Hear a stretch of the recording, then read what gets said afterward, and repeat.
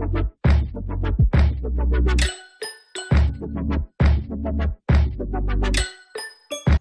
back, everyone, for another episode of Men's Health Unscripted. Today we have a special guest interview. She's dedicated the past 20 years to helping clients achieve their peak physical forms through consulting, training, diet, and lifestyle coaching.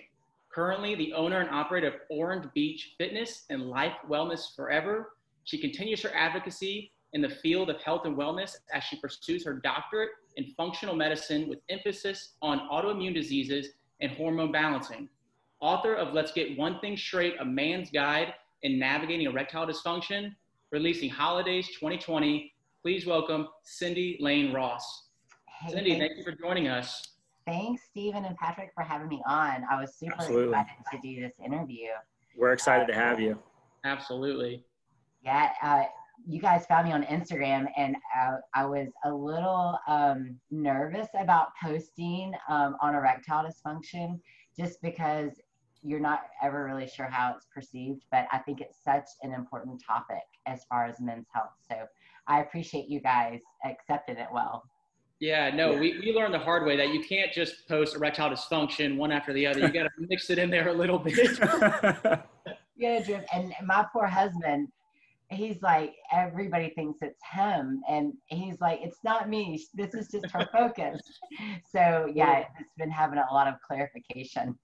Yeah, I mean, we're both in front of a camera and microphone with the same thing, so. Yeah, we had an episode on erectile dysfunction not too long ago, and I might have like ruffled some feathers with it, and then they realized, maybe this is actually a pretty important topic. So yeah, it's so important. So I actually finished my dissertation, which I did like a 52-page research, really based off of whole food, plant-based, and erectile dysfunction. And you know, a lot of things I knew just from my own personal family history and my dad and my brother suffering with erectile dysfunction. But there was a lot of things that I really found out. And what I did not realize was really erectile dysfunction it's an underlying issue of so many major conditions. Yeah. And so, yeah, that's what I'm really happy to share that with a lot of my clients. That's fantastic. Yeah, the prognosis that comes with erectile dysfunction, ED to our viewers. If you hear ED, that's interchangeable with erectile dysfunction. These are some important topics to consider. But, you know, we're going to get into that. We can't wait to hear it. We know you got your new book coming out, and we know your Instagram is flooded with ED memes and everything and all the research behind it. But what really stuck out to us was that your history as a high-level elite tennis player, and we know in your later teens, you were, you dealt with rheumatoid arthritis. So could you give some insight as to the audience as to why you become such an advocate for rheumatoid arthritis? We know you've been featured in magazines like Arthritis Today, RANU, Health Monitor. You know, why the advocacy? Well, it's a topic I'm super passionate about. I was a turned pro tennis player when I was 17. I actually grew up at Nick Bollettieri's, kind of down. You guys are in Orlando, right? Tampa. Okay, so Tampa, Orlando area. I actually grew up in Bradenton at Nick Bollettieri's Tennis Academy, right around the corner, and everything was going great. Turned pro at 17, and started having some wrist issues, and everybody diagnosed it as carpal tunnel syndrome, and had 2 surgeries each wrist, and then 2 years later, I could barely lift anything over 5 pounds. So needless to say, my tennis career came to an end at 19, and I got married young. I was 21, and about 2 months into our marriage, I woke up one morning and I couldn't walk. And, you know, right away, I knew what it was. I speculated just because my mother had scleroderma and my father had type 1 diabetes. So the autoimmune issues have always been there in the family. And I knew just enough to get myself in trouble. And so that was the start of about 26 surgeries. And, you know, I wouldn't say, this is what I always say about rheumatoid arthritis.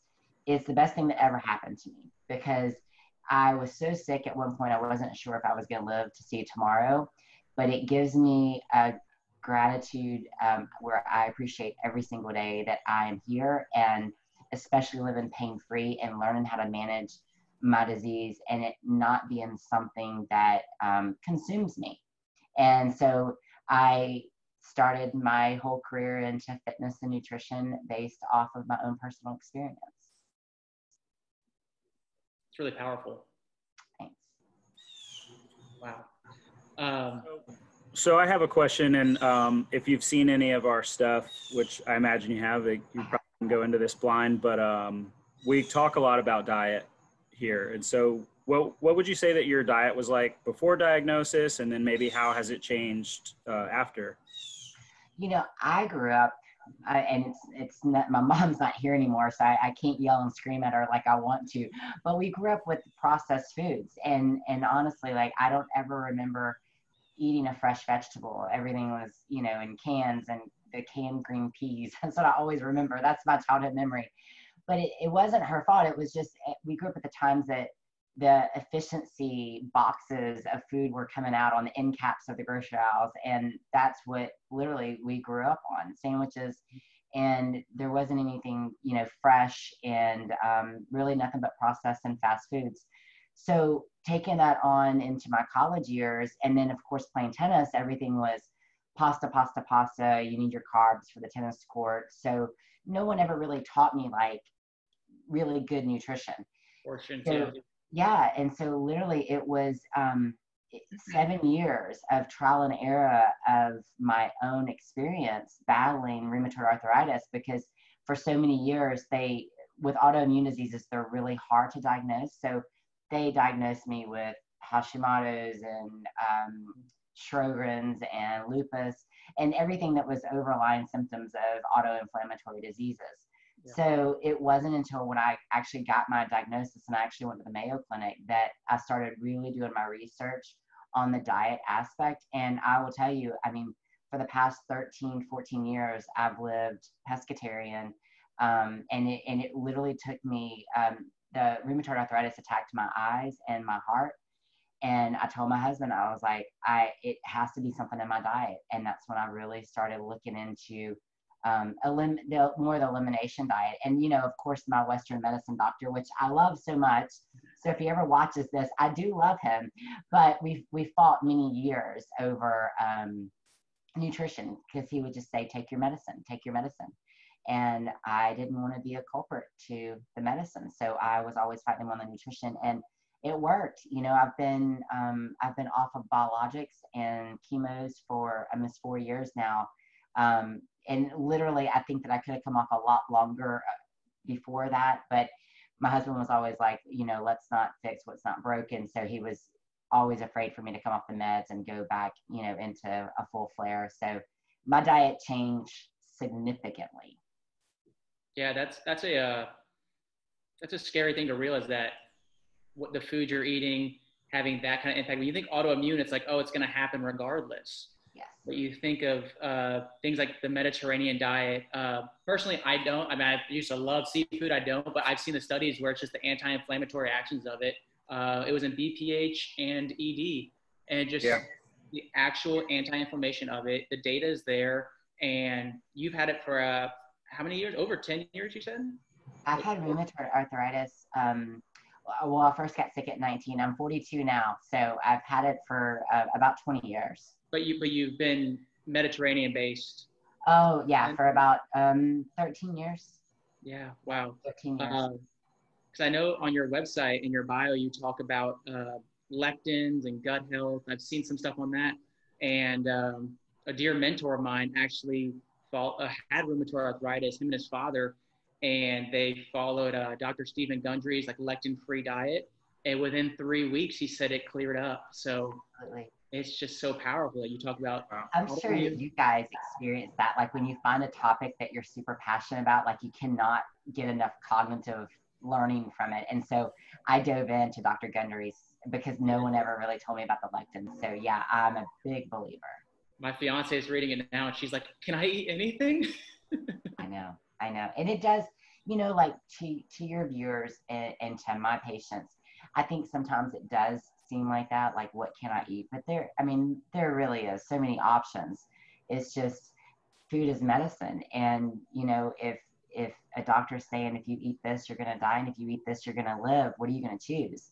And that's the way that I look at it, you know, because a lot of the naysayers are always like, oh, eat the cake or, you know, eat the piece of bread. But I choose not to because I feel horrible. Yeah. Yeah. You feel horrible very quickly too. When I cut out all the processed stuff, and my nana cooked me something for my birthday, like after a month of just being clean, had the cake and I was sick, you know, Immediately. Sick to my stomach immediately. So I'll tell you a funny story. So I'm always really particular about what I put in my body, and we travel the world, and I'm always super careful. Like I stick to veggies mostly, you know, and I don't really stray from veggies and salads. Well, I switched to more about, actually, after doing my research on erectile dysfunction and the whole food plant-based diet, I was like, okay, I'm going to switch more to that. I'm going to eliminate, because I'm not competing in bodybuilding right now. And so I was like, I'm going to eliminate fish and eggs. Not that I don't really feel like I have any issues with it, but I just wanted to see. So when you go onto a lot of like the websites and you do your research, a lot of them say start incorporating nutritional yeast. Have you guys heard it? Yeah. Okay. Oh yeah. We're big fans. Okay. So let me tell you this. Okay. And this is a good one to put in your pocket. So about 3 months ago, I started buying the big bags from Amazon, and I'm putting it on my vegetables. I'm putting it on my salads. It's awesome. I love it. It's amazing. Yeah. So it's amazing. So during COVID, I'm outside running and I'm doing some interval running, and I developed turf toe in both of my feet. And so I'm like, okay, I haven't ran in a while. Maybe that's just a coincidence. Well, then and I haven't had a flare in like years, right? Nothing hurts. So then I'm like, my knee is hurting and my wrists start hurting. And this is all recently. So I'm literally sitting in a meeting on Monday night, and I'm giving my own information out to a new colleague that is having a hip replacement, and she needed some anti-inflammatory foods to eat. So I'm like pulling up some of my old flyers that I hand out, and the first thing I see is yeast, like the go-to for never touching if you have rheumatoid arthritis. Oh, really? And I'm like, and because in my mind I'm just having these injuries, you know, I'm not really thinking it's a flare. And I'm looking at it, and then immediately I'm like researching, like rheumatoid arthritis and nutritional yeast. It is horrible for autoimmune diseases. Did you find out why? I got to hear this. Yeah, well, okay, so I haven't dug a lot, and I'll send you the link to a couple of the sites that I found, but it's a mold, okay, and it's right. a dry part of the active yeast, but it causes horrible GI problems. And then, now, not for you guys, because you don't have any autoimmune issues, I'm assuming, but for people who have like possibly like IBS or Crohn's or something like that, it would bother them. But any autoimmune, but it causes really an inflammation of any systemic issues that you have going on in your body because of the yeast, and it's a mold, and it automatically activates everything. So I'm like, I just fed myself a flare for 3 months. I'm telling you, I was dousing my food with it.